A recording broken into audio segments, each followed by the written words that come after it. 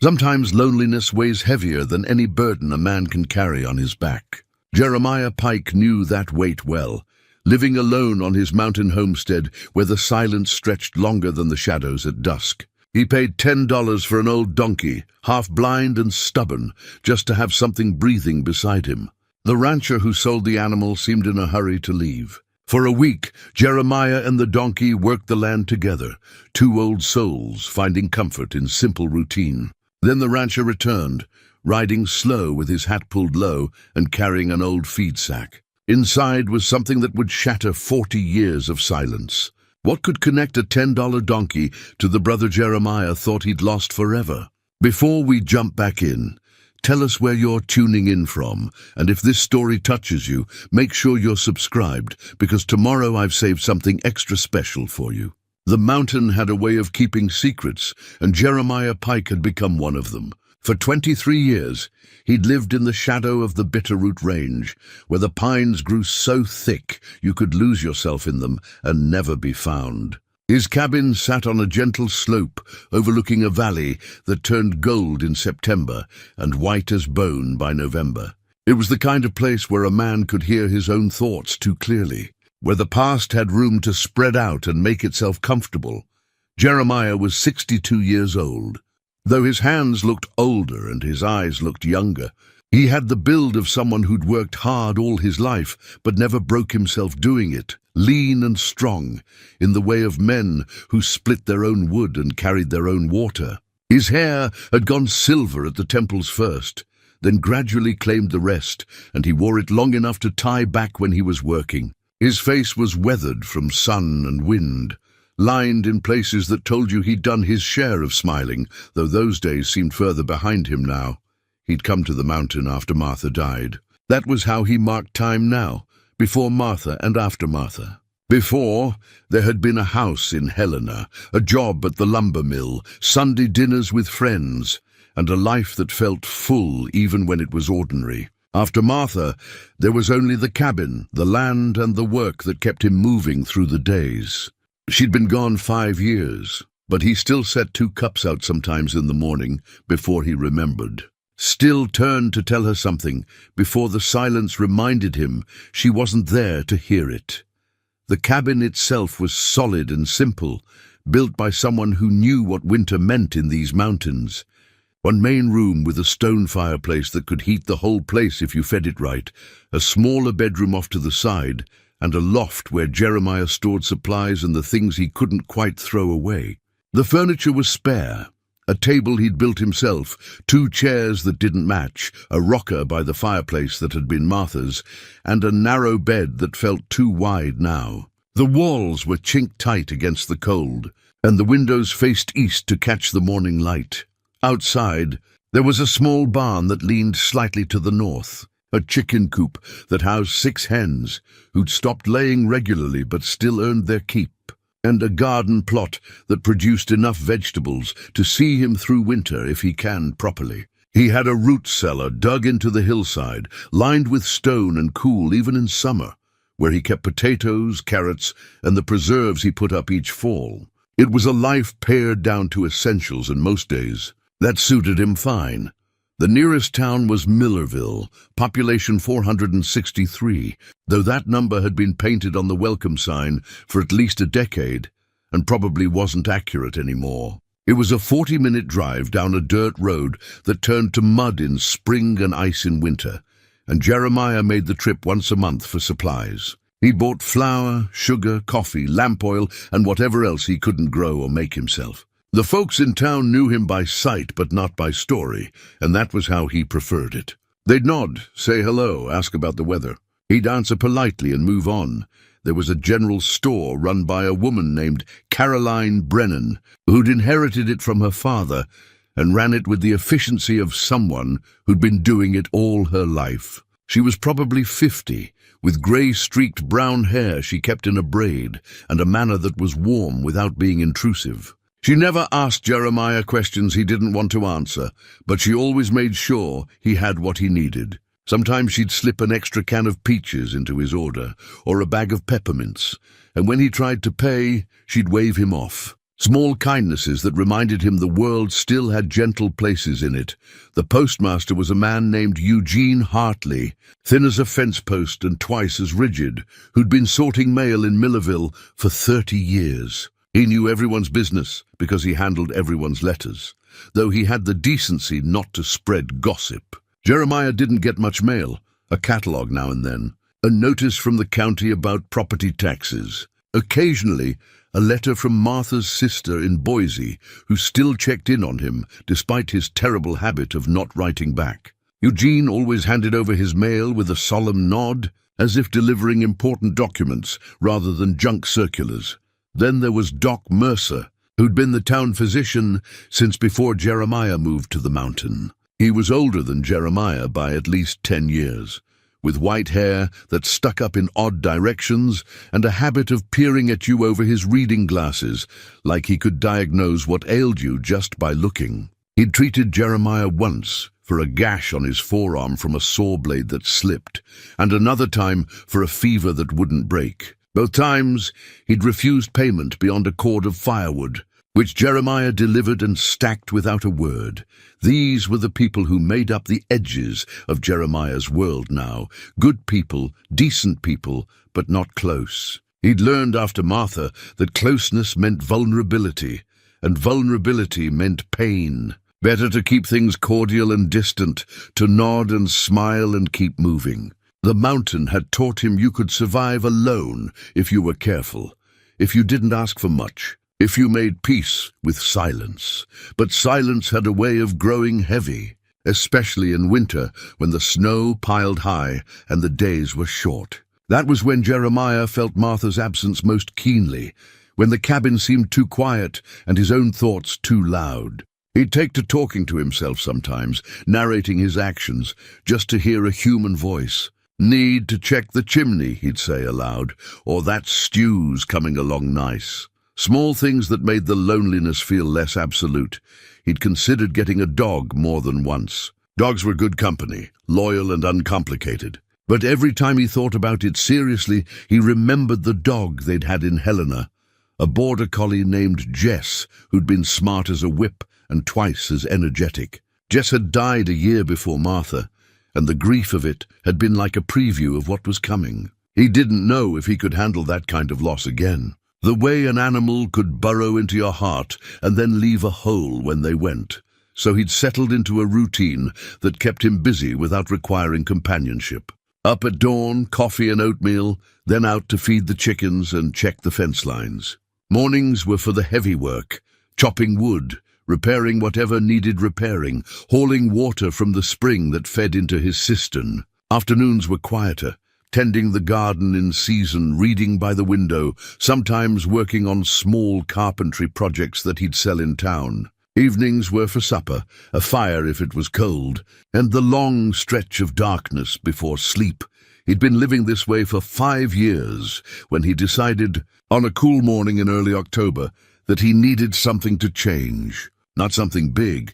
He wasn't ready for big changes, but something. The silence had started to feel less like peace and more like absence, and he found himself talking to the chickens more than was probably healthy. He needed a presence, something alive that required his attention, something that would look at him and acknowledge he was there. That was when he remembered seeing a notice on the board outside the general store the last time he'd been in town. Someone was selling livestock, goats maybe, or a milk cow. He couldn't recall exactly, but he decided his next trip to Millerville would include a stop to check it out. Maybe a goat would be good. They were hardy, didn't need much, and they had personality. Or a cow, though that seemed like more work than he wanted to take on. 3 days later, he loaded his truck and made the drive down the mountain. It was one of those October mornings when the air was so crisp it almost hurt to breathe, and the aspen leaves were turning that particular shade of yellow that looked like sunlight made solid. The road was dry and the truck ran smooth, and for a moment, Jeremiah felt something close to contentment.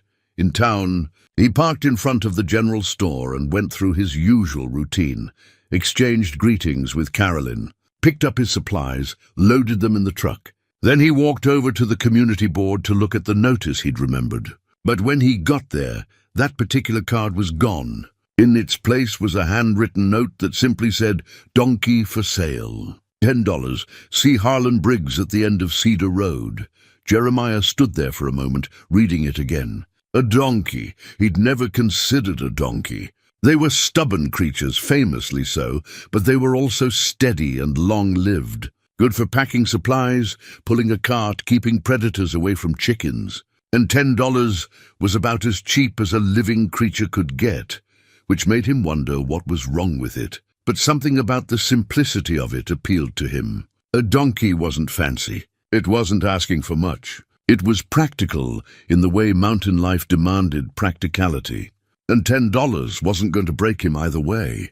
He asked Caroline if she knew Harlan Briggs, and she nodded. "Has a small ranch out past the lumberyard. Keeps to himself mostly, but he's decent enough. Why?" "He's selling a donkey," Jeremiah said. Caroline raised her eyebrows. "That old thing? I saw it last time I drove out that way. Must be ancient. But if you're looking for company, I suppose a donkey's as good as anything." Jeremiah thanked her and drove out to Cedar Road, which turned out to be more of a track than a road, winding through scrub pine and open grassland. Harlan Briggs's place was small and worn-looking, with a house that needed paint and a barn that needed everything. The man himself came out when Jeremiah pulled up, tall and gaunt, with a face that looked like it had been carved from hard years and harder choices. He was probably in his 60s, though he could have been older. "Help you?" Harlan asked, his voice rough as gravel. "Saw your notice about the donkey," Jeremiah said. Harlan nodded toward the barn. "He's out back. Fair warning, he's 40 years old if he's a day. Blind in one eye, stubborn in both. But he's sound enough, and he don't eat much." They walked around to a small paddock where the donkey stood in the shade of a cottonwood tree. He was grey around the muzzle and ears, shaggy-coated, with one eye that had gone milky white and the other that watched them with what looked like weary patience. He was smaller than Jeremiah expected, maybe 13 hands, and he stood with one back hoof cocked in a way that suggested he'd been standing there a very long time and planned to keep standing there indefinitely. "What's his name?" Jeremiah asked. "Never gave him one," Harlan said. "Just called him Donkey." Jeremiah walked closer, and the donkey turned his good eye toward him. There was something in that gaze, not quite recognition, but not indifference either. More like acknowledgement, like the donkey was saying, "I see you and I'm too old to pretend I care, but I see you. Why are you selling him?" Jeremiah asked. Harlan was quiet for a moment. "Got to move on. Can't take him with me. Rather he went to someone who'll treat him right than send him to auction." It wasn't the whole truth. Jeremiah could tell that much, but it was enough of the truth to matter. He pulled out his wallet and counted out $10. "I'll take him." Harlan looked almost relieved.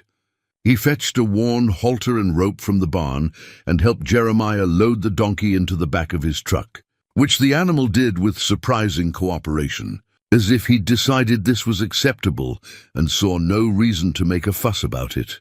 As Jeremiah was about to leave, Harlan put a hand on the truck door. "Treat him kind," he said, and there was something in his voice that went deeper than simple concern. "He deserves that much."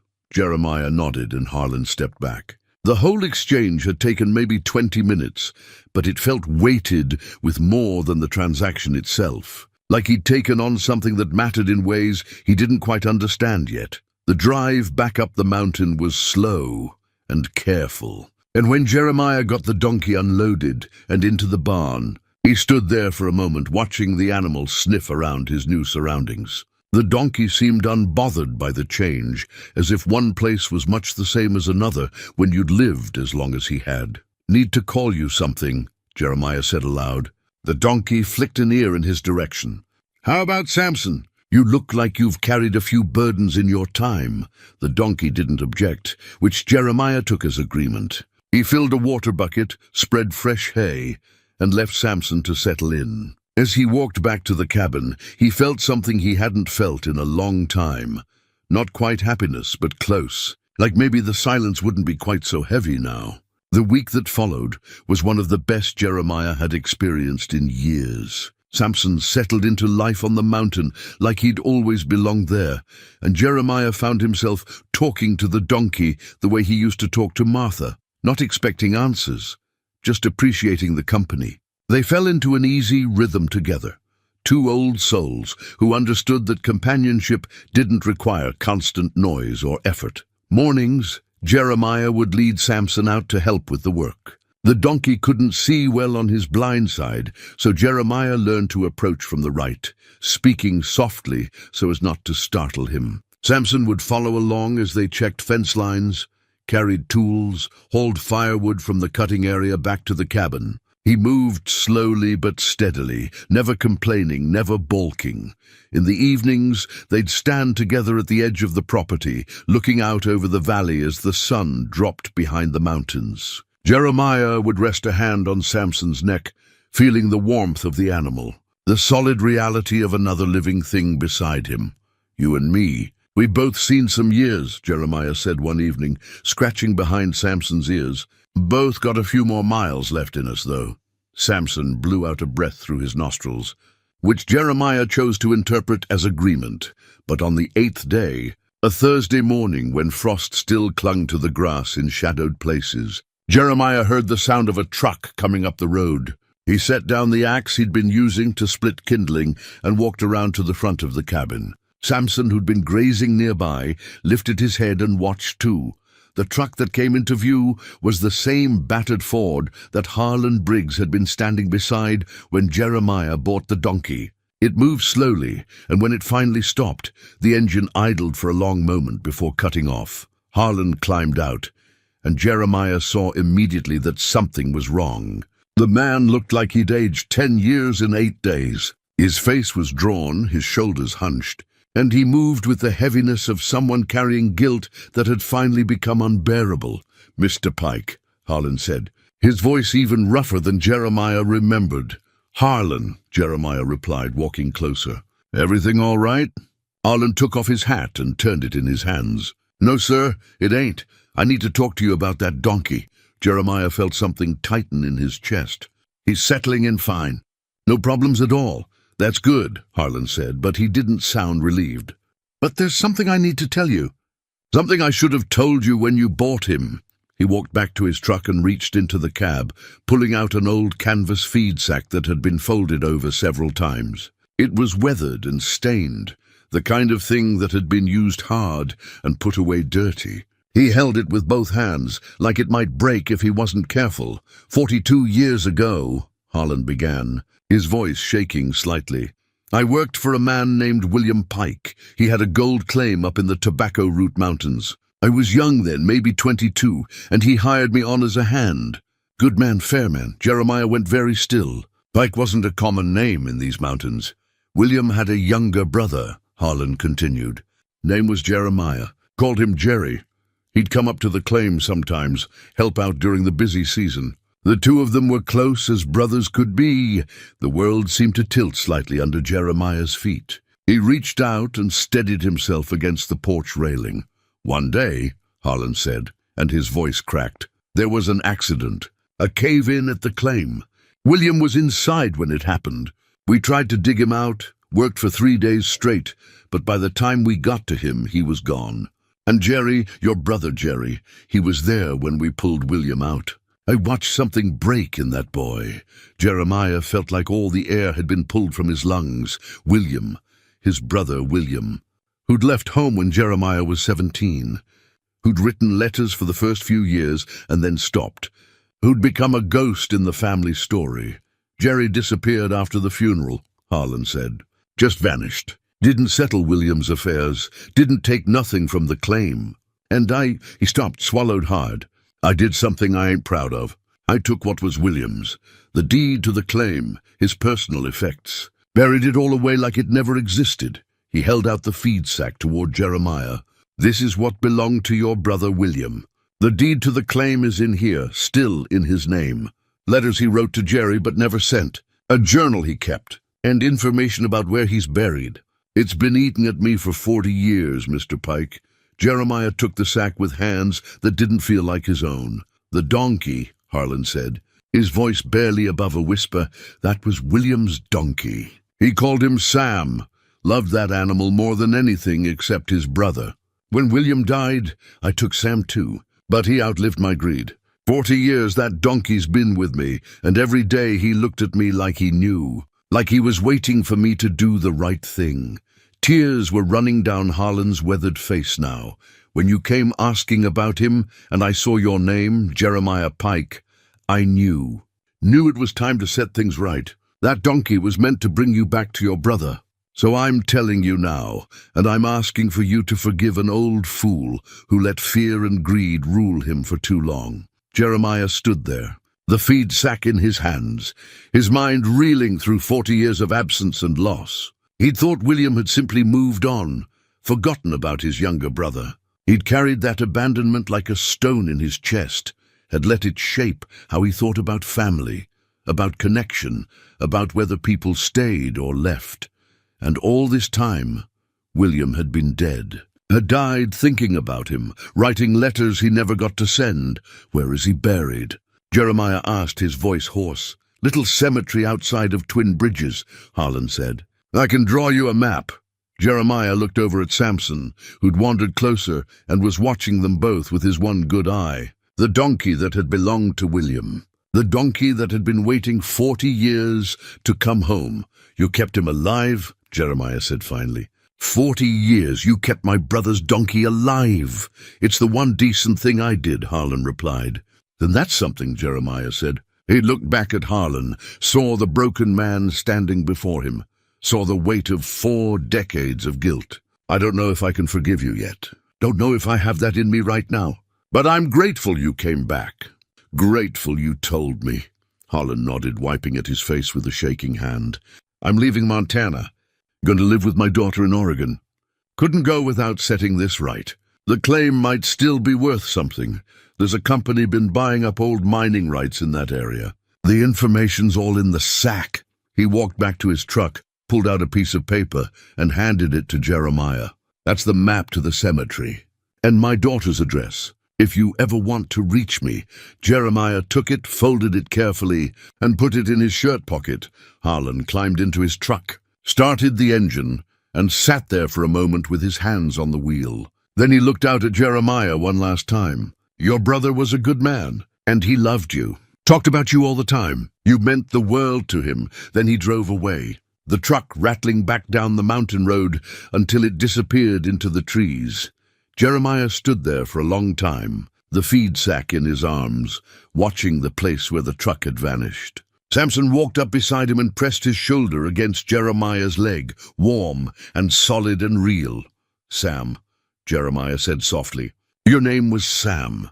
The donkey turned his good eye up toward him, and in that look, Jeremiah saw recognition, saw memory, saw 40 years of waiting finally come to an end. He carried the feed sack inside and set it on the table. His hands were shaking as he opened it. Inside, wrapped in oilcloth, were the things Harlan had described. A deed to a mining claim in William Pike's name. A leather journal, the pages yellowed and brittle. A bundle of letters tied with string, each one addressed to Jerry Pike in William's careful handwriting. And at the bottom, a photograph in a tarnished silver frame. Jeremiah lifted the photograph and felt his throat close. It showed 2 young men standing in front of a mine entrance, both grinning, arms around each other's shoulders. One was clearly William, and the other was himself, 17 years old. He'd forgotten that photo existed, forgotten that moment when everything had seemed possible. He sat down heavily in the chair, the photograph in his hands, and let himself cry for the first time since Martha died. Cried for his brother, gone 40 years without him knowing. Cried for the letters never received, the words never spoken. Cried for all the years he'd thought himself abandoned when really he'd been grieved for, outside through the window. He could see Sam standing in the yard, patient and still, like he'd been standing for 40 years, waiting to bring 2 brothers back together, even if one of them was only a ghost now. Jeremiah pressed the photograph to his chest and whispered, I'm sorry, William. I'm so sorry I didn't know. In the silence of the cabin, he felt something shift. The weight he'd carried for so long, the weight of abandonment, of being left behind, began to lift. In its place came a different weight, but one that felt more bearable. The weight of grief, yes, but also of connection, of being loved enough to be remembered. He sat there until the light began to fade, and then he carefully gathered the contents of the feed sack and placed them on the shelf beside Martha's things. 2 losses, 2 kinds of grief, but also 2 kinds of love that nothing had managed to erase. Tomorrow he would read William's journal. Tomorrow he would open those letters.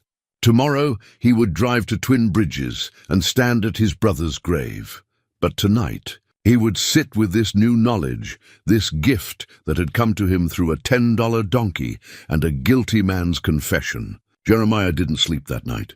He sat at the table with William's journal open in front of him, a kerosene lamp casting flickering shadows across the yellowed pages. The handwriting was unmistakably his brother's, careful, deliberate strokes that formed words with the same precision William had always brought to everything he did. The journal started in the spring of 1983, just after William had staked his claim in the Tobacco Root Mountains. The early entries were practical, almost businesslike. Notes about ore quality, equipment needs, weather conditions. But as Jeremiah read deeper, he began to see his brother emerge from between the lines, not just the prospector, but the man. "Jerry turns 18 next month," one entry read. "Wish I could be there for it.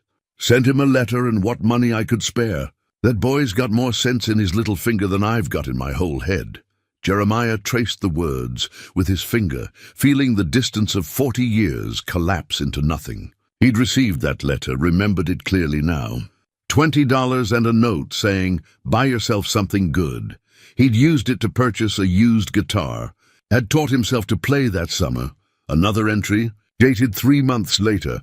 "Harlan's working out well. Good kid, strong back, doesn't complain. But he's got a hungry look about him sometimes. The kind of hunger that makes men do foolish things." Jeremiah felt a chill reading those words. William had seen it, had recognized the weakness in Harlan Briggs even then, and still he'd trusted him. The journal went on, chronicling the daily struggles of working a small claim, equipment failures, promising veins that played out, the constant battle against water and unstable rock. But threaded through it all were mentions of Jerry, references to letters sent and received, plans for a visit that kept getting postponed. Dreams of the day when the claim would pay off enough that William could help his younger brother build a life. Jerry wrote that he's thinking about apprenticing as a carpenter, one entry noted. Says he likes working with his hands. That's good. Honest work. Better than gambling on holes in the ground like his fool brother. There was pride in those words, and love, and a kind of wistfulness that made Jeremiah's chest ache. William had been rooting for him from a distance, had been there in ways Jeremiah had never fully understood until now. The entries became less frequent as summer turned to fall. William wrote about feeling tired, about pains in his chest that he attributed to hard work and thin mountain air. He wrote about a particularly rich vein he'd found, one that might finally be the breakthrough he'd been hoping for. The last entry was dated October 15th, 1983. Just 3 sentences. "Cave's getting unstable. Should probably shore it up before going deeper. But the ore's so good here, and I'm so close to something that could change everything." That was it. The journal ended there, mid-hope, mid-dream. 2 days later, the cave had collapsed with William inside. Jeremiah closed the journal carefully and sat in the silence. Dawn was starting to break outside, painting the sky in shades of gray and pink. He felt hollowed out, scraped clean of everything except a grief so old and new at the same time that he didn't know how to hold it. Sam was visible through the window, standing in his usual spot by the fence. The animal hadn't moved much since Harlan left, as if he too was processing the weight of revelation. The return of a name he'd carried for 40 years. Jeremiah stood, joints stiff from sitting so long, and walked outside. The morning air was cold and sharp, carrying the scent of pine and the promise of winter. He approached Sam slowly and rested his hand on the donkey's warm neck. "He loved you," Jeremiah said quietly. "I can tell from how he wrote about you. Called you his four-legged partner. Sam turned his good eye toward Jeremiah, and for a moment they just stood there together. Two beings bound by their connection to a man who'd been gone for 40 years, but somehow felt present. "I'm going to read his letters today," Jeremiah continued. "The ones he wrote to me but never sent. I don't know if I'm ready for that, but I don't think waiting will make it any easier." He fed Sam, checked his water, then went back inside. The bundle of letters sat on the table where he'd left them, still tied with the same string William had used. There were 12 letters in all, each one sealed in an envelope that had yellowed with age but never been opened. Jeremiah picked up the first one, dated June 1983. His hands shook as he carefully opened it, trying not to tear the fragile paper. Inside was a single sheet covered in William's handwriting. "Dear Jerry," it began. "I've been meaning to write this letter for weeks now, but every time I sit down to do it, I don't know where to start. There's so much I want to tell you. I guess I'll start with the simple truth. I miss you, little brother. Miss you more than I thought possible." The letter went on to describe William's life at the claim, but not in the practical terms of the journal. This was personal, intimate. He wrote about loneliness, about second-guessing his decision to leave, about wondering if the search for gold was worth the cost of distance from family. He wrote about their childhood, about memories Jeremiah had half forgotten, the time they'd built a treehouse together, the summer they'd spent fishing at the lake. "I know you probably think I abandoned you," William wrote near the end. "Probably think I chose this life over being your brother. But that's not true, Jerry. You're with me every day. Every decision I make, I think about whether it'll make you proud. I'm not running from you. I'm running toward something I hope will bring us both a better future." The letter was signed simply, "Your brother, William." Jeremiah had to stop reading. He set the letter down and walked outside again, needing air, needing space to contain the emotion that threatened to overwhelm him. He'd spent 40 years thinking William had forgotten about him, had moved on to a life where his younger brother didn't matter. And all that time, these letters had existed, proof that the opposite was true. He thought about his own life after William left, how he'd felt abandoned, betrayed even, how that feeling had colored his relationships, made him hesitant to get too close to people, because closeness meant the risk of being left behind. Even with Martha, there had been a part of him that had held back, waiting for the day she'd realize he wasn't worth staying for. But she had stayed, had loved him completely and without reservation until cancer took her 5 years ago. And now, learning about William, learning the truth of how his brother had felt, Jeremiah realized he'd wasted so much energy protecting himself from a hurt that had been based on a misunderstanding. The sun was fully up now, warming the mountain air. Sam had wandered over to stand beside him, and Jeremiah reached down to scratch the donkey's ears. "I've been a fool," he said aloud. "Spent my whole life being afraid of the wrong things." He went back inside and picked up the second letter. Then the third, then the fourth. He read them all through the morning, each one adding another layer to his understanding of who William had been, what he'd felt, what he'd hoped for. The letters painted a picture of a man who'd been lonely but determined, uncertain but brave, who'd loved his brother fiercely, even across the distance that separated them. The last letter was different from the others. It was dated October 10th, 1983, just 5 days before the accident. The handwriting was less careful, more hurried, and there was an urgency to the words that made Jeremiah's heart beat faster. "Jerry," it began, "I think I've finally found it. The vein I've been chasing for 2 years. It's rich, Jerry, richer than anything I've seen before.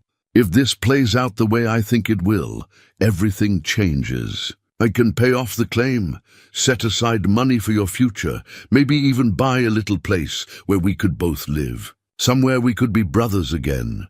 The letter continued with details about the vein, about William's plans for extraction, about his dreams for what the money could do. And then, near the end, a passage that made Jeremiah's breath catch. "I know I haven't been the brother you deserved. No, I've been absent when I should have been present. But I want you to know that every choice I've made, it's all been for you. You're the reason I keep going when the work gets hard. And soon, Jerry, soon I'll be able to show you that it was all worth it, that I never forgot you." The letter ended there, unsigned, as if William had been interrupted or had run out of time. 3 days after writing it, he was dead. Jeremiah sat with that final letter for a long time, reading it again and again until the words blurred together. William had been on the verge of something that could have changed both their lives, had been working toward a reunion, toward a future where they could be brothers again. And then everything had ended in darkness and rock and silence. He carefully placed all the letters back in their bundle and tied the string with trembling fingers. These weren't just pieces of paper. They were pieces of William's heart, preserved for 40 years, waiting for someone to hear what he'd wanted to say. But there was still the deed. The mining claim that William had died working. Jeremiah unfolded the document carefully. It was official-looking, stamped and signed, declaring that William Andrew Pike was the legal owner of a claim designated as Lot 47 in the Tobacco Root Mining District. Filed on March 12, 1983, the essential fact was clear. This claim had belonged to William, and by rights of inheritance, it now belonged to Jeremiah. He tried to imagine what the claim might look like now, after 40 years of abandonment. Probably overgrown, collapsed in places, reclaimed by the mountain. Whatever riches might have been there were likely lost forever, sealed behind tons of rock and earth. But Harlan had mentioned something about a company buying up old mining rights in the area. That suggested the land itself might have value. Jeremiah wasn't a man who cared much about money, but the thought that William's dream might still have worth sparked a small flame of hope in his chest. He decided he needed to see it, needed to stand where William had stood, see what William had seen. It felt important, necessary even, like a pilgrimage to a place that held pieces of a story he was only now beginning to understand. The next morning, Jeremiah loaded Sam into the truck and made the drive to Twin Bridges first. The cemetery was small and old, set on a hillside with a view of the valley below. Harlan's directions led him to a section near the back, where the stones were simple and weathered. William's marker was modest grey granite. It bore his name, his dates, 1960 to 1983, and nothing else. 23 years old when he died. Too young to be gone, too young to have all his dreams cut short. Jeremiah stood before the stone with Sam beside him, the donkey's presence somehow making the moment more bearable. The ground was covered in fallen leaves, and wildflowers grew in patches nearby. "I'm sorry I wasn't there," Jeremiah said, his voice catching. "Sorry I didn't know. Sorry I spent all these years thinking you'd left me behind when you were thinking about me the whole time." Sam shifted his weight and blew out a soft breath, as if offering his own form of acknowledgement. "I read your letters," Jeremiah continued. "All of them. And your journal. I know now what you were trying to do. I know you loved me, William. I know that now." He knelt and placed his hand on the stone, feeling the cool smoothness of the granite. This was real. This was where his brother had ended up, beneath Montana's soil, waiting 40 years for someone to come and remember him properly. "I'm going to go see the claim," Jeremiah said. "I'm going to see what you were working toward. And I'm going to figure out what to do with it. I promise you that." He stayed there for another hour, just sitting beside the grave, talking sometimes and other times just being present. Sam grazed nearby, patient and calm, and Jeremiah felt grateful for the animal's steady presence. Finally, as the sun climbed higher, Jeremiah stood and brushed the dirt from his knees. "I'll come back," he promised. "Won't let you be alone here anymore." The drive to the Tobacco Root Mountains took another 2 hours, following roads that got progressively narrower and rougher. But he pressed on, using the coordinates from the deed and an old mining district map he'd picked up at a general store along the way. The claim was harder to find than he'd expected. 40 years of growth had obscured what had once been clear paths and landmarks. But eventually, following a creek bed and then climbing a steep slope, Jeremiah found what he was looking for. The mine entrance was there, just as he'd imagined, collapsed and overgrown, barely visible beneath a tangle of brush and fallen timber. A rusted piece of equipment lay nearby, half buried in earth and leaves. There were remnants of a small structure, probably a shed for tools. Now, just a few standing posts and scattered boards. Jeremiah stood at the edge of what had once been William's workspace and tried to picture his brother here. Young, strong, full of hope and determination. Swinging a pick, hauling rock, believing that the next strike might be the one that changed everything. Sam had followed him up the slope, moving slowly but steadily, and now stood beside Jeremiah, looking at the scene with his one good eye. "This is where it happened," Jeremiah said quietly. "This is where we lost him." He walked closer to the collapsed entrance, careful of his footing on the unstable ground. The rock face showed signs of the cave-in. A massive section had given way, sealing the tunnel completely.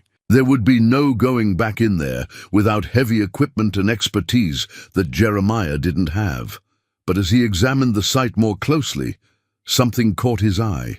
A glint of metal partially exposed where recent rain had washed away some soil. He knelt and brushed at the dirt, uncovering what looked like a metal box, the kind used to store documents or valuables. His heart beating faster, Jeremiah worked to free the box from the earth. It was locked, but the mechanism was rusted through, and it took only a few strikes with a rock to break it open. Inside, protected by the metal casing, were more papers. A survey report, dated just days before the accident, detailing the mineral content of the vein William had been working. Jeremiah's eyes widened as he read the figures. The ore was rich, far richer than he'd imagined. If the survey was accurate, William had been sitting on a deposit worth potentially hundreds of thousands of dollars, even by 1983 standards. There was also a rough map, drawn in William's handwriting, showing the layout of the tunnels and marking the location of the richest vein. And at the bottom of the box, a letter addressed to the county mining office never sent, requesting an updated survey and expressing William's intention to expand operations. Jeremiah sat back on his heels, the papers in his hands, and felt the full weight of what had been lost. William had been right there, on the edge of success, and then it had all ended in an instant. The dream had died with him, buried under rock and forgotten by everyone, except a guilty man and a patient donkey. But now Jeremiah knew what William had found, what he'd been working toward, what he'd hoped to give his younger brother. And Harlan had been right. If a company was buying up old mining rights, this claim could be worth something substantial. The question was, what should he do with it? He looked over at Sam, who was watching him with that steady, knowing gaze. "What do you think, old friend? What would William want me to do?" Sam didn't answer, of course, but Jeremiah felt like he already knew. William hadn't been chasing gold for its own sake. He'd been chasing it for what it could provide: security, opportunity, a chance to help the people he loved. He'd been chasing it so he and his brother could have a future together. That future was 40 years too late now. But maybe, Jeremiah thought, there was still a way to honor what William had tried to do, still a way to make something meaningful come from all this loss and wasted time. He gathered the papers carefully and placed them back in the metal box. Then he stood, took one last long look at the collapsed mine entrance, and turned to walk back down the mountain with Sam at his side. He had decisions to make, hard ones. But for the first time in 5 years, maybe for the first time in 40 years, Jeremiah felt like he had a purpose beyond just surviving each day. He had a brother to honor, a legacy to steward, and a donkey who'd waited 4 decades to bring a family story full circle. The mountain had kept its secrets long enough. Now it was time to see what could be built from what remained. Back at the cabin, Jeremiah spent the next few days trying to figure out his next move. The metal box sat on his table, its contents spread out like pieces of a puzzle he didn't quite know how to assemble. The survey report was technical, full of geological terms that meant little to him. But the numbers at the bottom, the estimated value of the deposit, those he understood well enough. William had been sitting on something worth a fortune. The question that kept Jeremiah awake at night was what to do with that knowledge now. He could try to reopen the mine himself, but that seemed foolish. He was 62 years old, with no mining experience and no equipment. The entrance was collapsed, and even if he could somehow clear it, going into an unstable tunnel alone would be suicide. William had died that way, and Jeremiah had no interest in following him. The other option was to sell the claim to the company Harlan had mentioned. That seemed more practical. Take whatever money they offered and live out his remaining years in comfort. Maybe fix up the cabin, buy a new truck, take a trip somewhere, but something about that option felt wrong. Felt like taking William's dream and reducing it to nothing more than a transaction. His brother hadn't died chasing money for its own sake. He died trying to build something that would help his family, that would create opportunities and a future they could share. Jeremiah found himself thinking about the town of Millerville, about the people there who'd shown him kindness over the years. Caroline at the general store, always slipping extra goods into his order. Doc Mercer, refusing payment beyond firewood. Eugene at the post office, treating his sparse mail like it mattered. These were good people in a small town that was slowly dying. Young people leaving, businesses closing, hope dwindling with each passing year. What if William's dream could become something that helped them? What if the value locked in that mountain could be turned into something meaningful for the community that had kept Jeremiah from disappearing entirely into his grief? The idea took root slowly. He didn't have all the details worked out yet, but he knew he needed help, needed guidance from someone who understood these things better than he did. He decided to start with Doc Mercer. The old physician had been in Millerville longer than anyone, had seen the town through good times and bad, and had a reputation for level-headed thinking. The drive down to town felt different this time. Jeremiah wasn't just going for supplies or out of routine. He was going with purpose, with questions that needed answers, with the beginnings of a plan that felt both terrifying and right. Doc Mercer's office was attached to his house, a small building on the edge of town. Jeremiah knocked and waited, hearing movement inside before the door opened. "Jeremiah," Doc Mercer said, peering over his reading glasses. "You sick? You look like you've seen a ghost." "Not sick," Jeremiah replied. "But I need to talk to you about something. Something important." Doc Mercer stepped aside and gestured him in. The office was cluttered but clean, smelling of antiseptic and old books. They sat in 2 chairs by the window, and Jeremiah found himself unsure where to start. "I found out some things recently," he began slowly, "about my brother. He died 40 years ago working a mining claim up in the tobacco roots. I didn't know about it until last week." Doc Mercer's expression shifted to something softer. "I'm sorry to hear that. Must be hard learning about a loss so long after." "It is," Jeremiah said. "But that's not why I'm here." "The claim belonged to him, and now it belongs to me. And it turns out there's gold there. A lot of it, according to the survey he had done before he died." The old doctor raised his eyebrows. "That's so. I'm thinking about selling it," Jeremiah continued. "There's a company buying up old mining rights. But I don't want to just take the money and walk away. My brother died trying to build something that mattered. I want to honor that. Want to do something that would make him proud." "What did you have in mind?" Doc Mercer asked. "I was thinking about the town," Jeremiah said. "About what it needs, about what might help keep it alive for another generation. I don't know exactly what that looks like yet, but I thought you might." Doc Mercer sat back in his chair, silent for a long moment. Then he nodded slowly. "This town's been bleeding for years.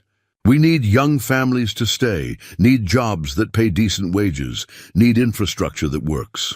The school needs repairs, the clinic needs equipment. But more than that, we need hope. Need people to believe there's a reason to stay instead of leaving for the cities. Could money help with that?" Jeremiah asked. "Money helps with everything," Doc Mercer replied. "But it's how you use it that matters. You could write a check to the county and watch it disappear into bureaucracy. Or you could be more deliberate about it. Create something specific, something tangible that people can see and believe in." "Like what?" Doc Mercer thought for a moment. "A community foundation, maybe. Something that funds local projects, helps small businesses get started, provides scholarships for kids who want to stay in the area. Something that keeps money circulating here instead of flowing out. Jeremiah felt something click into place. That was it. That was what William would have wanted. Not just wealth for its own sake, but wealth that built community, that created connections, that helped people build lives worth living. How would I go about doing something like that? He asked. You'd need a lawyer, Doc Mercer said. Someone who knows how to set up foundations and trusts. And you'd need people you trust to help run it, to make decisions about where the money goes. Don't be a one-man operation if you want it to last beyond your lifetime.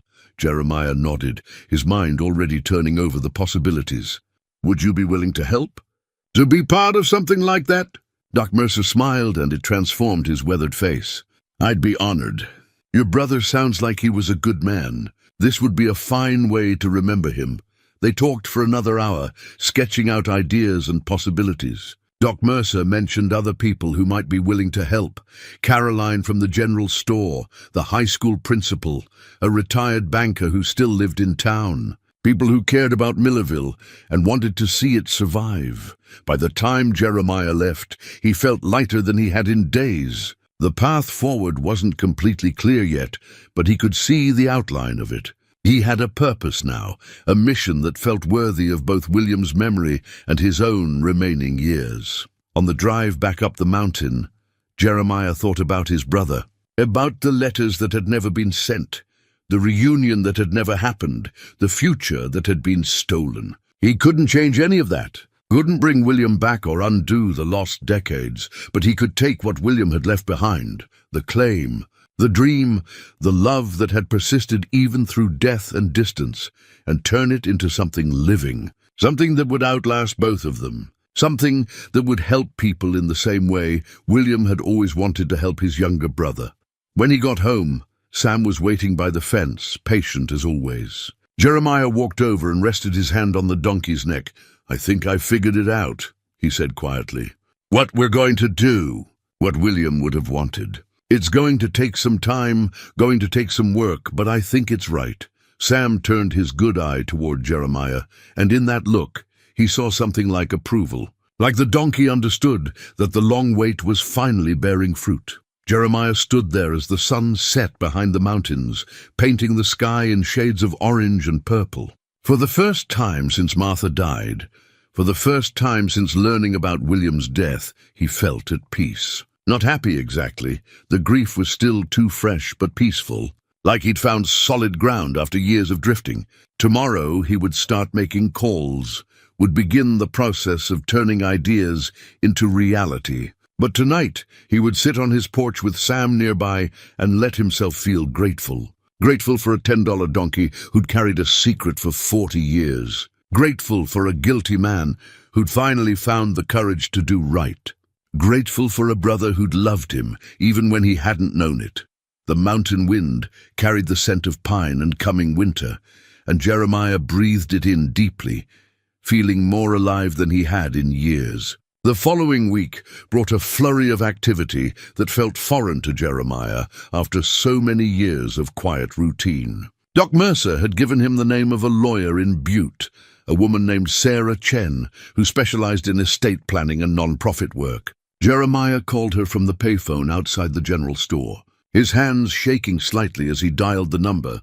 Sarah Chen had a voice that was both professional and warm, and she listened without interruption as Jeremiah explained the situation. The brother he'd lost 40 years ago, the mining claim, the desire to create something meaningful for Millerville. When he finished, there was a pause, and then she spoke. Mr. Pike, what you're describing is absolutely possible. It'll take some time to set up properly, but I think we can create something that honors your brother's memory and serves the community. Can you come to my office next week? They set an appointment for the following Tuesday. Jeremiah hung up, feeling both relieved and anxious. This was really happening. He was taking the first concrete steps toward turning William's legacy into something real. But before he could move forward with the foundation, he needed to know what the claim was actually worth. He needed to contact the mining company Harlan had mentioned and get a proper valuation. That meant making another call, this one even more intimidating than the first. Caroline helped him track down the information. The company was called Rockridge Resources, based out of Denver, and they'd been quietly acquiring mining rights throughout Montana for the past 5 years. Their interest wasn't in small-scale operations, but in the mineral rights themselves, the potential for future extraction if prices rose or technology improved. Jeremiah called them from his cabin, using the phone line he rarely touched, except for emergencies. He was transferred twice before reaching someone named Michael Torres, who introduced himself as a land acquisitions specialist. "Mr. Pike," Torres said after Jeremiah explained about the claim. "I'd need to see the documentation, of course, but if the survey you're describing is accurate, we'd definitely be interested. Mining claims in the Tobacco Root region have been particularly valuable to us. Would you be willing to meet in person to discuss terms?" They arranged to meet at the claim site itself the following week. Torres wanted to see the location, verify the boundaries, and assess the accessibility.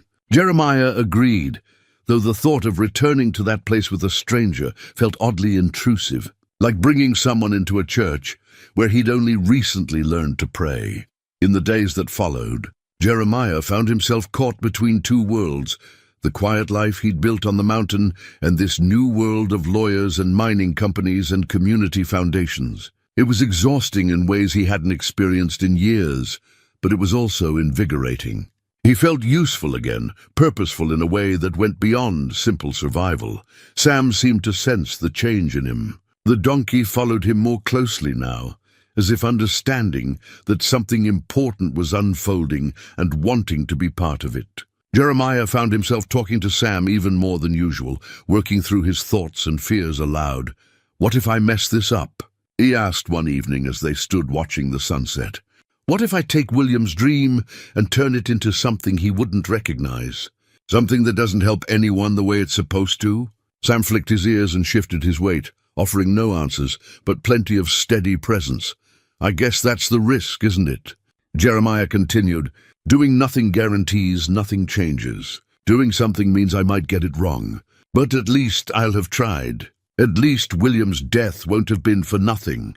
The meeting with Sarah Chen came first. Jeremiah drove to Butte on a cold Tuesday morning, the mountains white with fresh snow. Her office was in a converted house downtown, filled with books and warm lighting that made it feel more like a home than a workplace.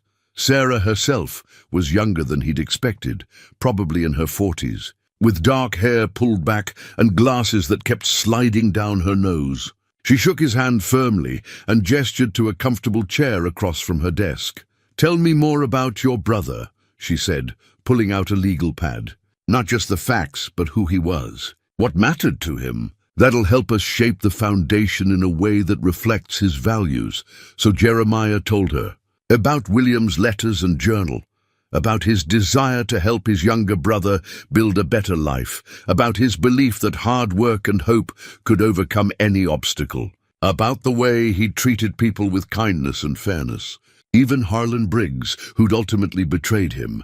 Sarah took notes, nodding occasionally, and when Jeremiah finished, she looked up with something like admiration in her eyes. "Your brother sounds remarkable," she said. "And what you want to do, creating a foundation that invests in community, in young people, in keeping families together instead of forcing them apart. That's exactly the kind of legacy that lasts. Not just a name on a plaque, but something that changes lives." They spent the next 2 hours going over the details. Sarah explained how foundations worked, the legal requirements, the tax implications, the need for a board of trustees who could make decisions about grants and programs. She talked about mission statements and bylaws and annual reports, and while some of it went over Jeremiah's head, he trusted her to guide him through the complexity. "The first step is establishing the value of the claim," Sarah said. "Once we know what we're working with, we can determine the structure. If it's substantial enough, we might want to set it up as an endowment, invest the principal, and use the returns to fund programs indefinitely." That way, the foundation could operate for generations, not just a few years. Jeremiah liked that idea, like the thought of William's legacy continuing long after both of them were gone, helping people who hadn't even been born yet. The meeting with Michael Torres happened 3 days later. Jeremiah drove up to the claim site early, wanting to be there first, wanting to stand in that place alone before it became part of a business transaction. The mine entrance looked the same as it had weeks ago, collapsed, overgrown, holding its secrets beneath tons of rock. Jeremiah stood there for a moment, one hand resting on Sam's neck, and whispered a quiet prayer that what they were about to do was right. Torres arrived in a company truck, accompanied by a surveyor and a geologist. He was younger than Jeremiah expected, probably in his 30s, wearing outdoor gear that looked expensive and new. But he was respectful, shaking Jeremiah's hand and thanking him for making the trip. "This is quite a location," Torres said, looking around at the steep slopes and dense forest. "Remote, but the mineral rights are what matter to us, not the accessibility."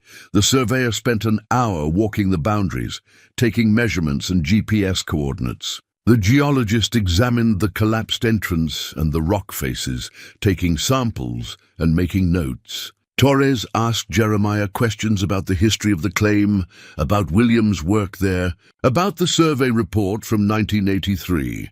Finally, after conferring with his team, Torres turned to Jeremiah with a serious expression. "Based on what we're seeing and the documentation you've provided, I can make you an offer today. Pending final verification of the survey data and mineral rights, Rockridge Resources is prepared to offer $850,000 for the claim." The number hung in the air like something physical. $850,000. More money than Jeremiah had ever imagined having, more than he'd earned in his entire lifetime of work. "That's our opening offer," Torres continued. "If the survey proves even more promising than we expect, we could go higher. But I wanted to give you a solid number to work with." Jeremiah's mind raced. That much money, managed properly, could fund a community foundation for decades. Could provide scholarships, support small businesses, repair infrastructure, give Millerville the hope Doc Mercer had talked about. "I need to talk to my lawyer," Jeremiah said, his voice steadier than he felt. "But I'm interested." "Very interested," Torres nodded. "Take your time. This is a significant decision. I'll send you our formal offer in writing, along with the contract for review. Your lawyer can look it over and we can negotiate terms if needed." They shook hands, and Torres and his team drove away, leaving Jeremiah standing by the collapsed mine with Sam beside him and numbers spinning through his head. $850,000. William's dream, quantified and ready to be transformed into something new, something that would last. Something that would help people the way William had always wanted to help. Jeremiah sat down on a fallen log, suddenly feeling the weight of it all. This was real now. This was happening. And he was the one who had to make sure it happened right. Sam walked over and rested his head against Jeremiah's shoulder, warm and solid and patient. And Jeremiah, sitting in the place where his brother had died, trying to build a better future, felt tears streaming down his face. Not from grief this time, but from something closer to gratitude. 3 weeks later, Jeremiah sat in Sarah Chen's office reviewing the final draft of the foundation documents. Everything was in order. The Pike Brothers Community Foundation, named to honor both William and the brotherhood they'd shared, would be funded by the sale of the mining claim to Rockridge Resources. The paperwork was nearly complete. The offer had been accepted, and they were days away from closing the deal. Sarah was explaining the distribution plan when her phone rang. She glanced at the caller ID and frowned. "It's the title company," she said. "They were supposed to finish their research yesterday." "Let me take this." Jeremiah nodded and turned to look out the window while Sarah answered. He could hear her side of the conversation, mostly yes and "I see" and "when did you discover this?" As in the tone of her voice shifted from professional to concerned. When she hung up, her expression was troubled. "We have a problem," she said slowly. "A significant one." Jeremiah felt his stomach drop. "What kind of problem?" "The title company found something in their research. Something that affects the validity of the claim. Sarah pulled out a file and opened it, scanning the contents. According to their investigation, there's a competing claim on the same property, filed 3 months before William's claim by someone named Robert Grayson. That's impossible, Jeremiah said. William's claim was registered. I have the deed. It's been legally his for 40 years. I know, Sarah said. But apparently Grayson filed his claim with the county, and there was some kind of administrative error that allowed William's claim to be filed on the same parcel. The error went unnoticed for decades because neither claim was actively worked after 1983. But now that we're trying to sell, the title search has uncovered the conflict. Jeremiah's mind raced. What does this mean? It means we can't sell the claim until the ownership is clarified. It could mean that William never legally owned it. It could mean the value has to be split between 2 claimants. Or it could mean, if we can prove William's claim has priority for some reason, that we proceed as planned. But we need to investigate, and that takes time. How much time? Sarah hesitated. Weeks, possibly months. We need to track down Robert Grayson or his heirs, review all the original filing documents, possibly go to court if there's a dispute. And Rockridge Resources won't move forward until the title is clear.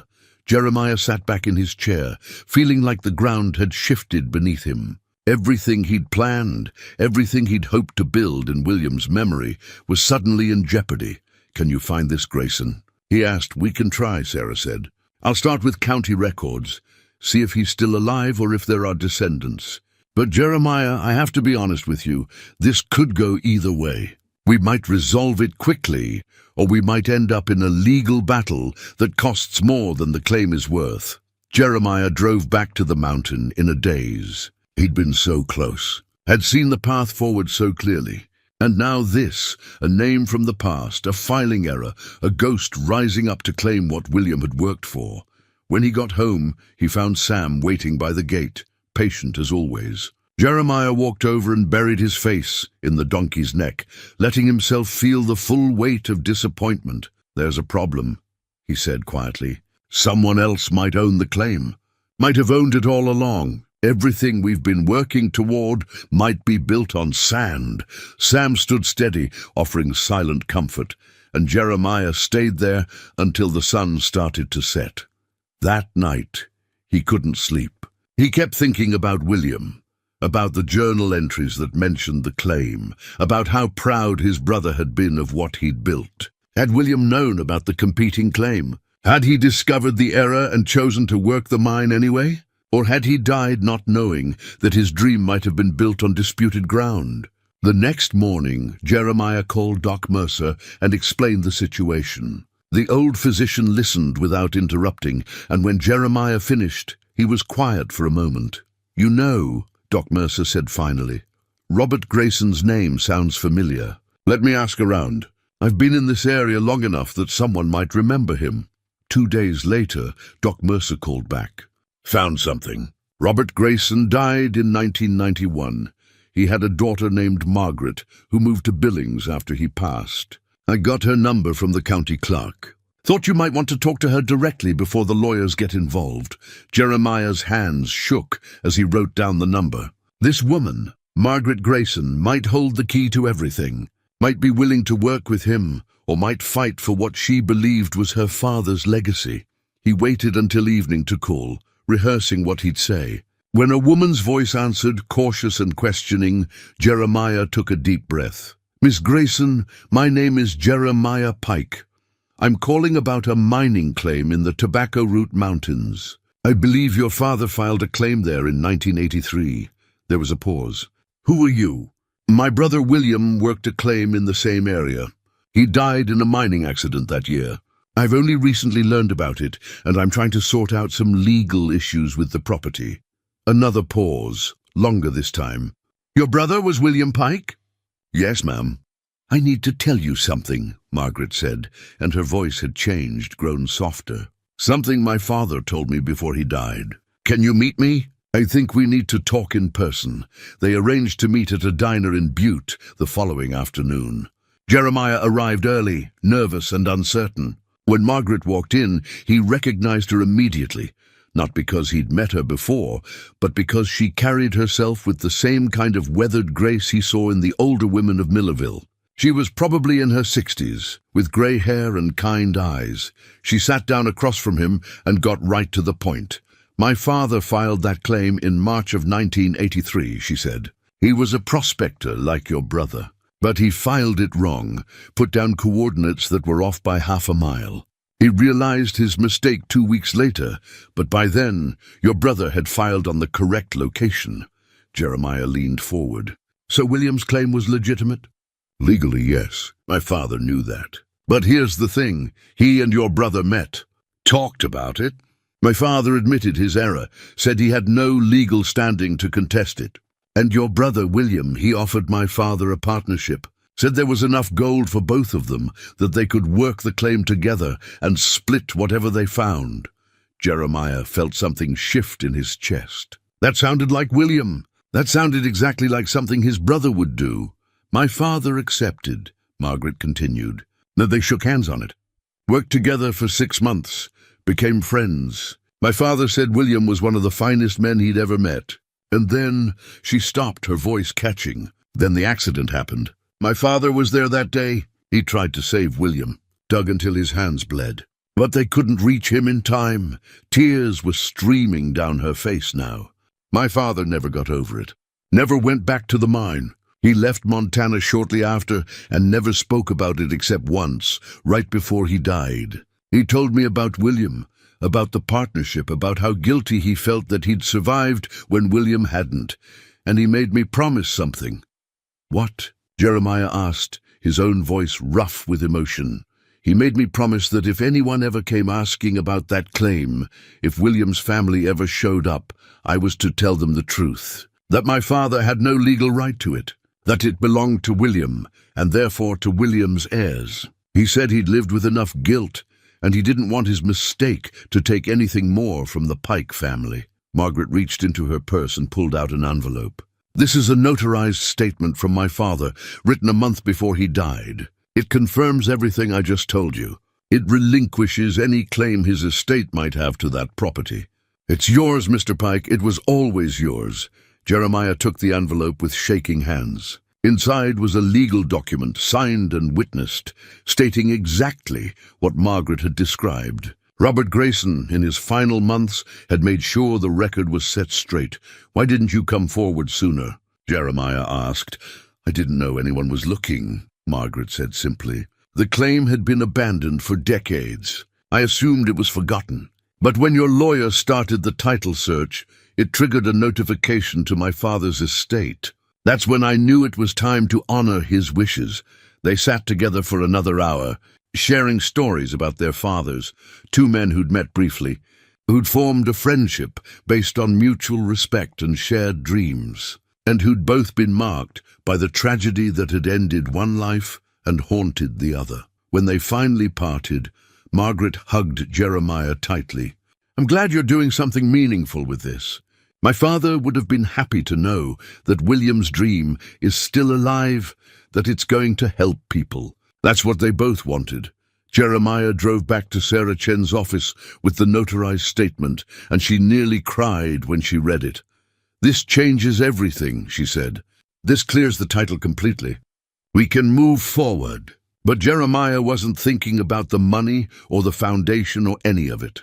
He was thinking about 2 men who'd met on a mountain, who'd chosen partnership over conflict, who'd shown each other kindness in a world that didn't always reward kindness. He was thinking about how the past had a way of reaching forward, how guilt could become grace, how even the mistakes we make can be redeemed if we're brave enough to make them right. And he was thinking about William, who died not knowing that his generosity to a stranger would come full circle 40 years later, clearing the way for his dream to become reality. With Robert Grayson's statement clearing the title, everything moved quickly. Sarah Chen filed the necessary paperwork. Rockridge Resources confirmed their offer, and within 2 weeks, the sale was scheduled to close. The Pike Brothers Community Foundation would become a reality, funded with $850,000. But as the closing date approached, Jeremiah found himself grappling with emotions he hadn't anticipated.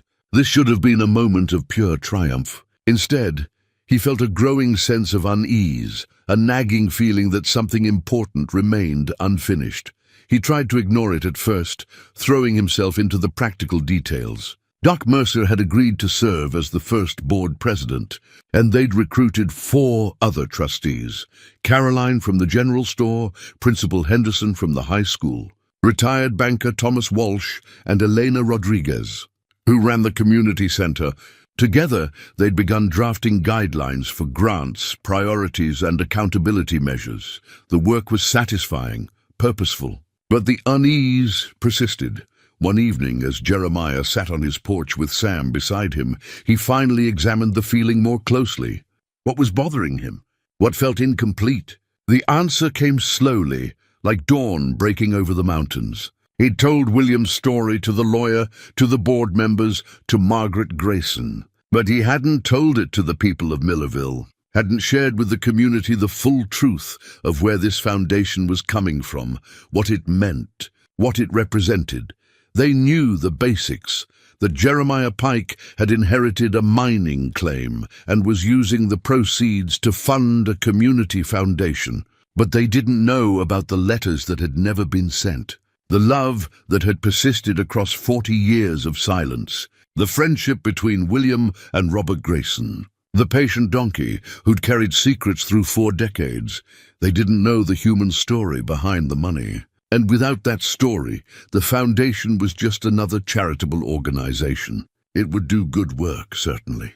But it wouldn't inspire, wouldn't remind people of what mattered most: connection, sacrifice, love that endured beyond death. Jeremiah made a decision. He would hold a town meeting before the closing. He would stand before his neighbors and tell them everything.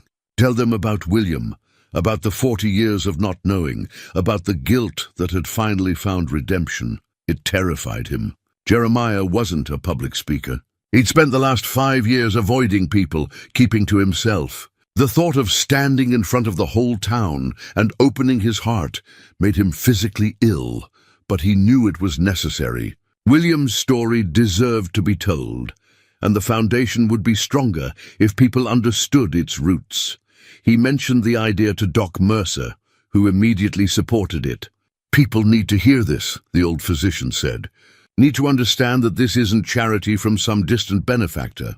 It's a gift from one of their own, from a man who died trying to build something better. That matters, Jeremiah."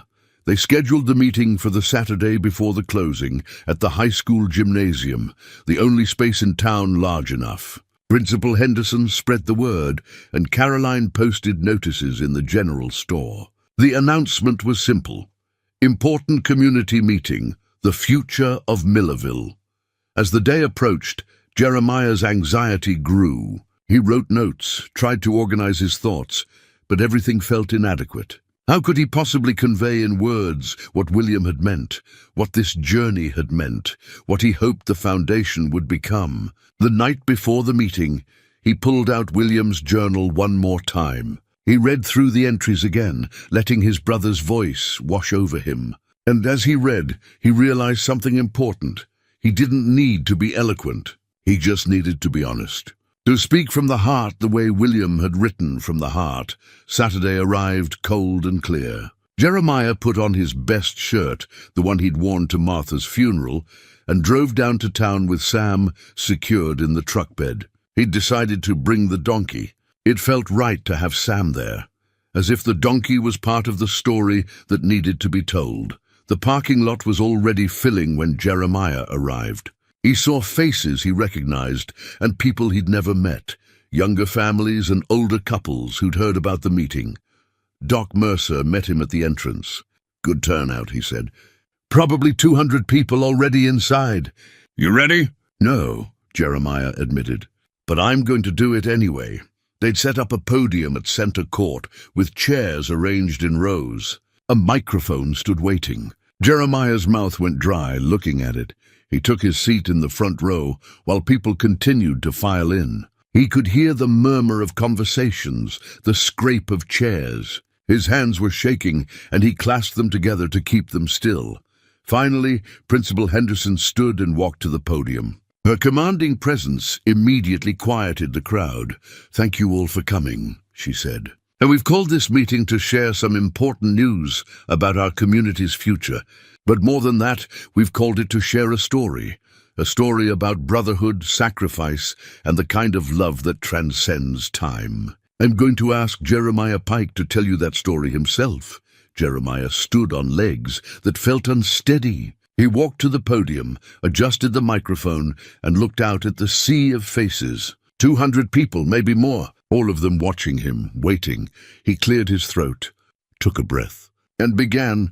"Most of you know me as the man who lives up on the mountain. The one who comes to town once a month for supplies and doesn't say much. The one who lost his wife 5 years ago and hasn't quite figured out how to be part of the world again." There were nods from the crowd. "What you don't know," Jeremiah continued, his voice growing stronger, "is that 3 months ago, I bought a donkey for $10. And that donkey changed everything."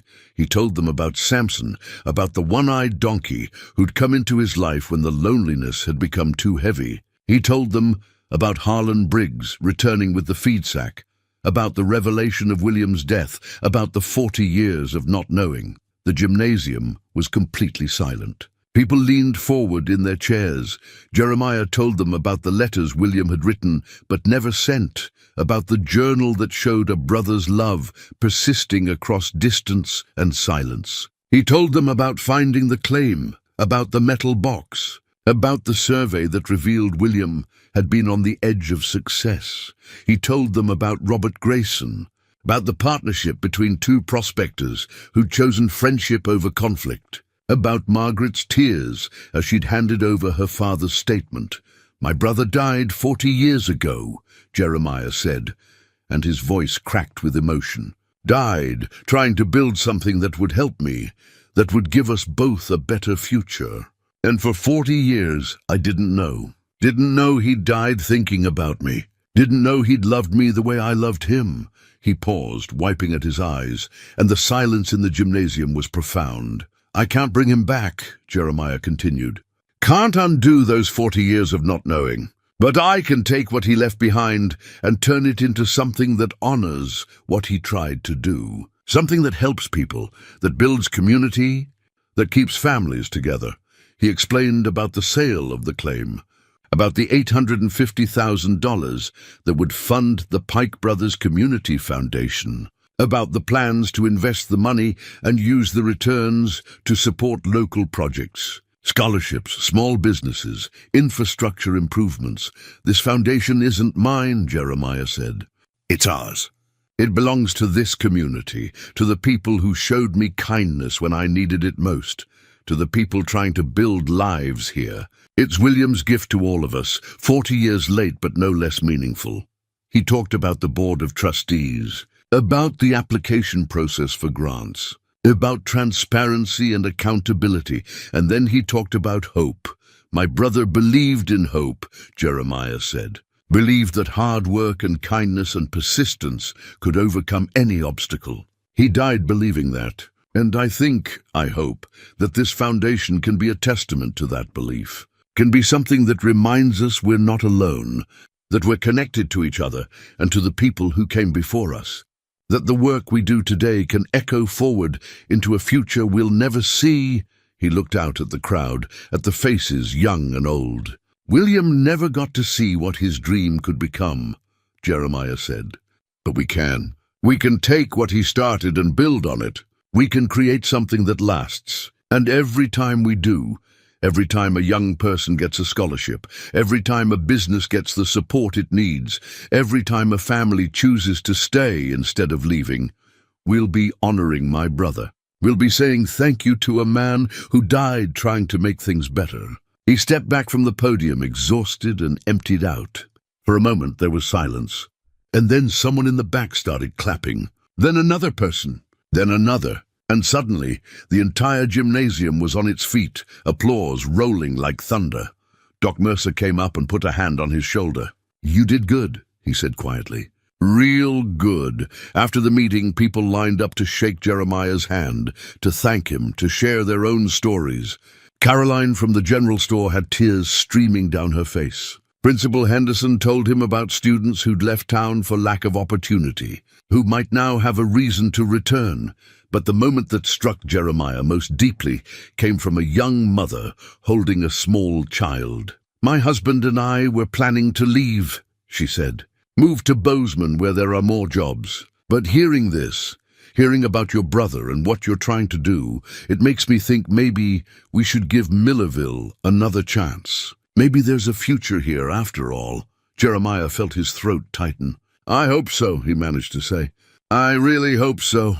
As the crowd dispersed, Jeremiah walked outside to where he'd parked his truck. Sam was standing in the truck bed, patient as always, and Jeremiah reached up to scratch the donkey's ears. "We did it," he whispered. "We told them about William. About you. About all of it. The closing was scheduled for Monday. Just 2 more days, and everything would be official.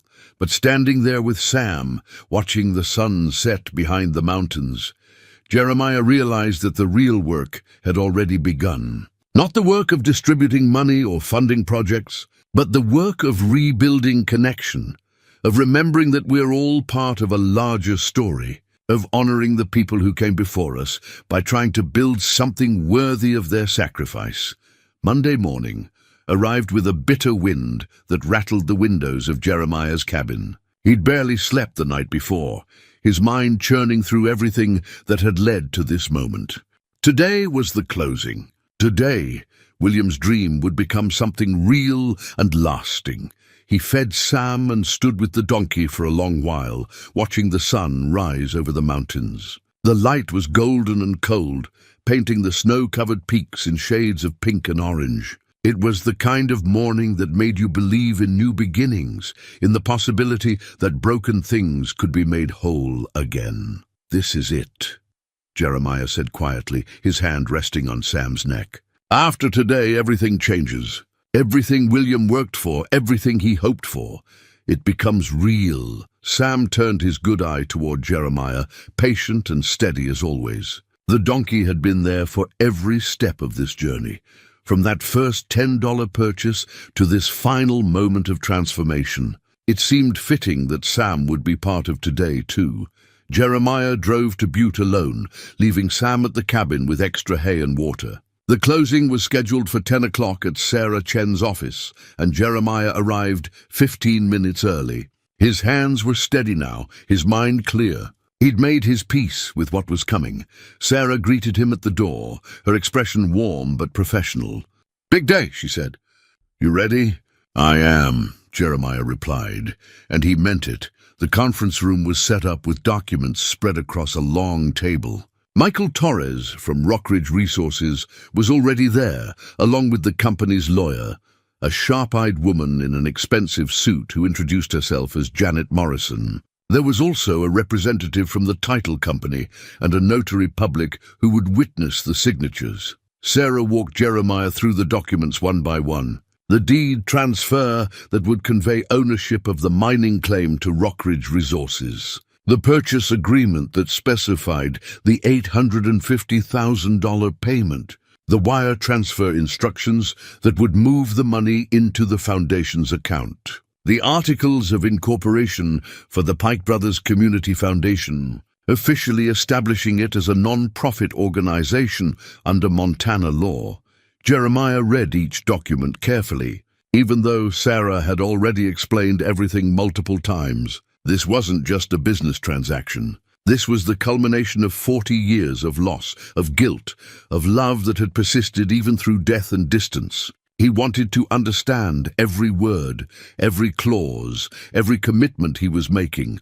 Torres was professional and courteous throughout, answering Jeremiah's questions without impatience. "I want you to know," he said at one point, "that Rockridge takes our responsibility seriously. This land will be managed according to all environmental regulations. We're not planning any immediate extraction. The mineral rights are a long-term investment. But if we ever do develop the site, we'll do it right." Jeremiah nodded. He appreciated the assurance, though in truth, what happened to the physical land mattered less to him now than what happened to William's legacy. The gold was just metal. The foundation was something that would touch lives, change futures, give people hope. The signing took nearly an hour. Each document had to be reviewed, signed, witnessed, and notarized. Jeremiah's hand cramped from writing his name so many times, but he signed each page with care, knowing that every signature was a promise to William, to the community, to himself. Finally, Sarah looked up from the last document and smiled. "That's it," she said. "The sale is complete. The Pike Brothers Community Foundation is officially established and funded." "Congratulations, Jeremiah." Torres shook his hand firmly. "Pleasure doing business with you, Mr. Pike. What you're doing with this money, it's admirable. Your brother would be proud." The words hit Jeremiah harder than he expected. He felt his throat tighten, his eyes sting with sudden tears. "Thank you," he managed to say. "That means more than you know." After Torres and the other representatives left, Sarah sat down across from Jeremiah with 2 cups of coffee. "How are you feeling?" she asked. Jeremiah thought about it. How did he feel? Relief, certainly, satisfaction, but also something deeper, something that went beyond simple emotion. "I feel like I've kept a promise," he said finally. "A promise I didn't even know I'd made." William spent his life trying to build something that would help people, that would make a difference. And now, 40 years after he died, that's finally happening. "I feel like I've given him back what was taken from him. Not his life, but his purpose, his meaning." Sarah reached across the table and squeezed his hand. "You've done something remarkable. Not just the foundation, but the way you've honored your brother's memory, the way you've turned loss into legacy. That's rare, Jeremiah. That's special." They sat together for a while longer, talking about next steps. The foundation's first board meeting was scheduled for the following week. Applications for grants would open in January. There was so much work ahead. Developing programs, establishing procedures, spreading the word about what resources were available. But right now, in this moment, Jeremiah just wanted to sit with what had been accomplished. Wanted to feel the weight of it, the significance of it. Wanted to imagine William looking down from wherever he was and seeing that his dream hadn't died with him in that collapsed mine shaft. Finally, Jeremiah stood and put on his coat. "I should get back," he said. "Got a donkey waiting for me, and I imagine he's wondering what's taking so long." Sarah smiled.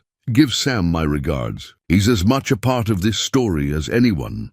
Jeremiah drove back to the mountain with the winter sun slanting through the truck windows. The landscape looked the same as it always had. The same pine forests, the same snow-covered slopes, the same vast sky stretching overhead. But something had changed. Something fundamental and permanent. William's death was no longer just a tragedy. It was part of a larger story, one that included redemption and purpose and hope. The foundation would carry William's name forward, would tell his story to people who'd never met him, would help families and communities in ways that honored everything he'd tried to do. When Jeremiah pulled into his driveway, Sam was waiting at the fence, just as he'd expected.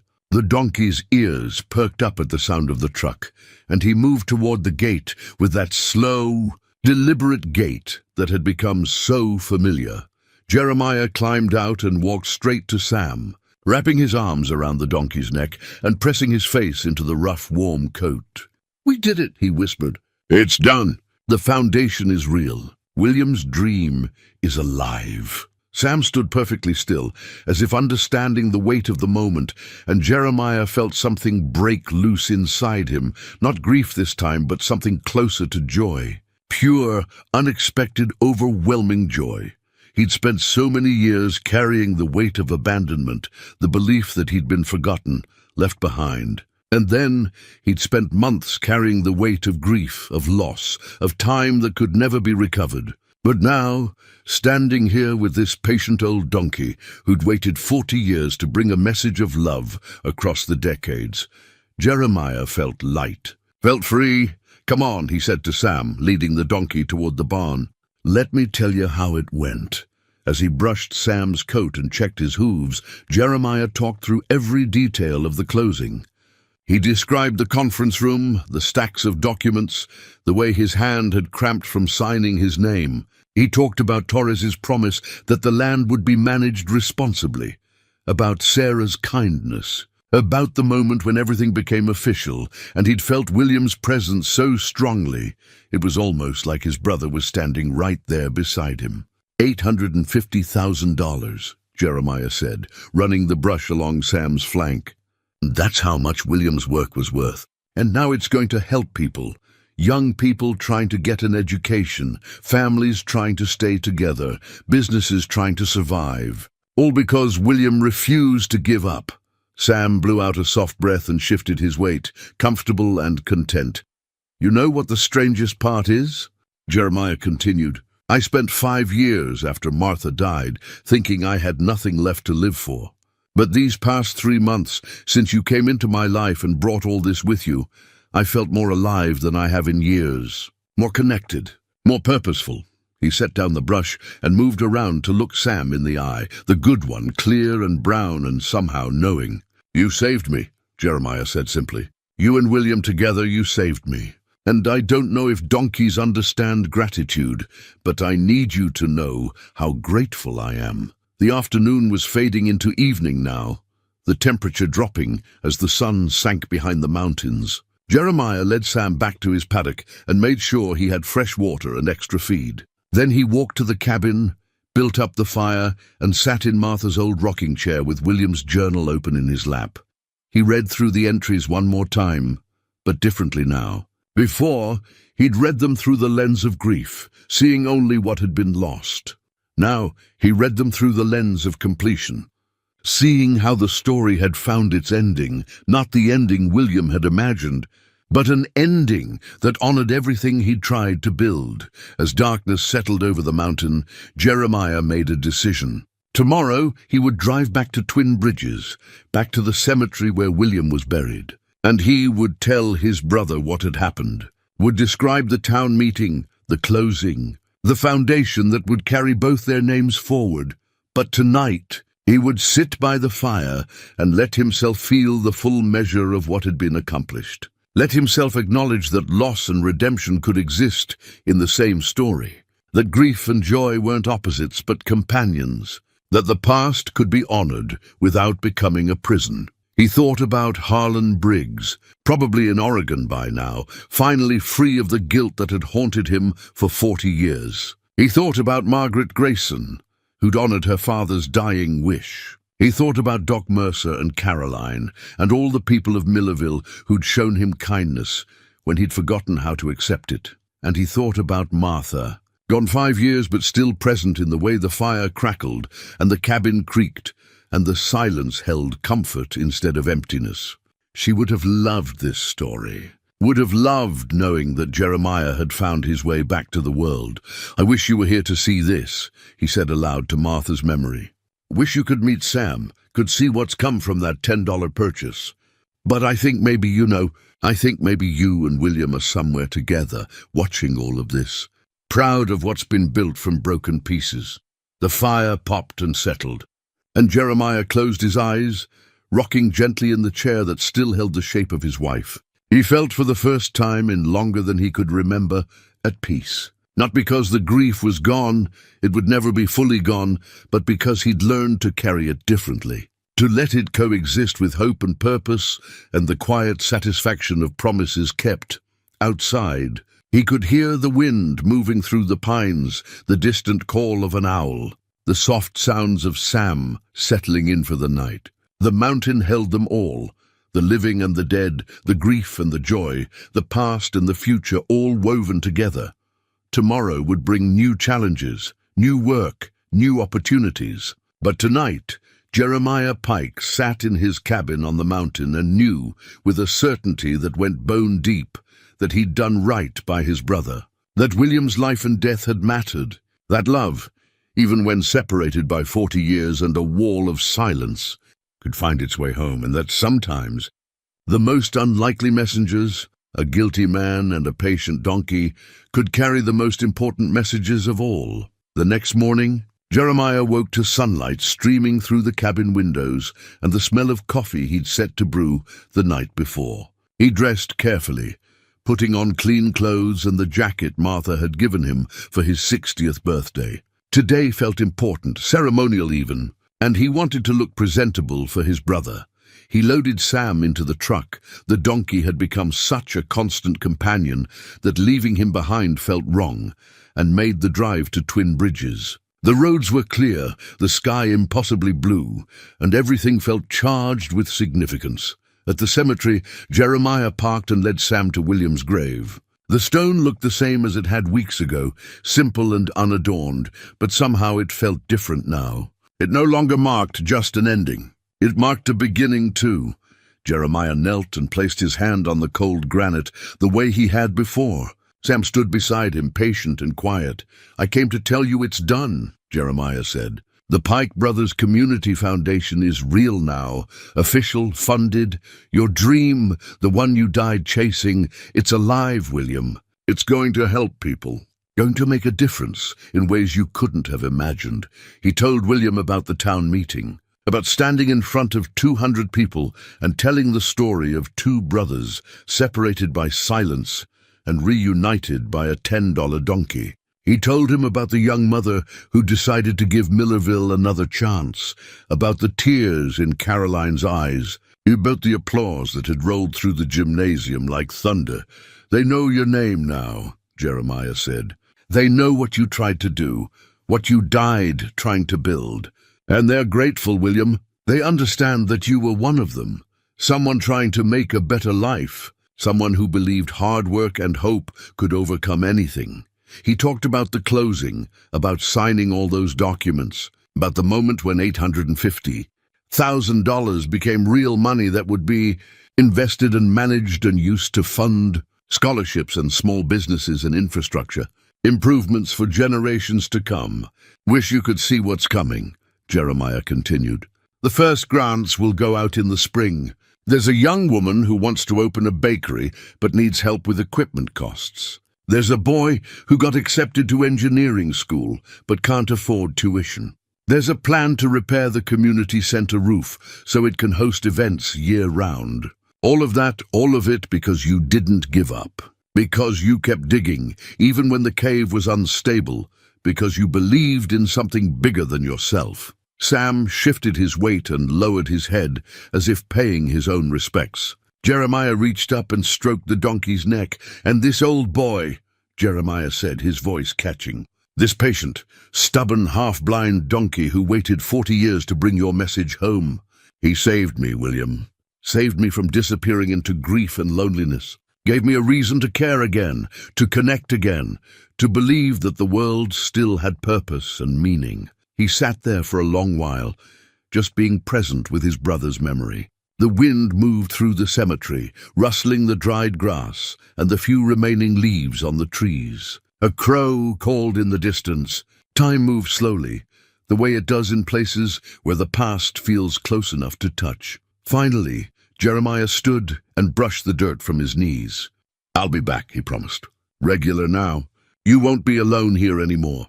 And I'll keep you updated on the foundation, on all the good that comes from what you started. You'll be part of every scholarship awarded, every business that thrives, every family that stays together because they have hope. Your name will live on, William. Your love will live on." He led Sam back to the truck, and they drove home through the mountain afternoon. When they arrived at the cabin, Doc Mercer's truck was parked in the driveway. The old physician was sitting on the porch steps waiting. "Figured you might have gone to see William," Doc Mercer said, as Jeremiah climbed out. "Wanted to catch you when you got back. Got some news." They sat together on the porch while Sam grazed nearby. Doc Mercer pulled out a folder and opened it. "Had our first board meeting this morning," he said. "Made some preliminary decisions about grant priorities. And the board voted unanimously on something. We want you to approve it." He handed Jeremiah a document. It was a proposal to name the first scholarship program after Martha Pike, in recognition of the role she'd played in Jeremiah's life and the love that had sustained him through grief. "The Martha Pike Memorial Scholarship," Doc Mercer said. "For students who've lost a parent but are determined to build a future anyway. Seemed fitting, given how Martha's love helped you survive losing her, and how William's love helped you survive losing him." Jeremiah felt tears streaming down his face. He couldn't speak, could only nod. "There's more," Doc Mercer continued gently. We want to commission a plaque for the town hall, something that tells William's story, that explains where the foundation came from. And we want to include Sam, want people to know about the $10 donkey who carried a 40-year-old message of love across time. That's part of our history now, a part of who we are. Jeremiah found his voice. William would like that.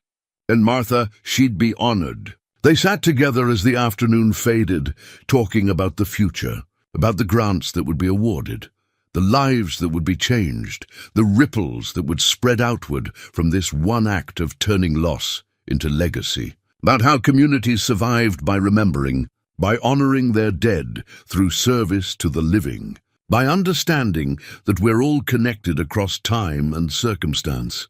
When Doc Mercer finally left, Jeremiah walked out to where Sam stood by the fence. The donkey turned his good eye toward him, patient as always, and Jeremiah rested his forehead against Sam's neck. "We did it," he whispered. "We brought William home. We made his dream real. And now we get to watch it grow." The sun was setting behind the mountains, painting the sky in shades of gold and crimson. Jeremiah stood there with Sam, watching the light change, feeling the weight of the past settling into something bearable, something beautiful even. He thought about the journey that had started with $10 and a lonely man's need for companionship, about how small acts of faith could change everything, about how love persisted even through death and distance and decades of silence, about how the work we do in this life echoes forward in ways we can't predict or control.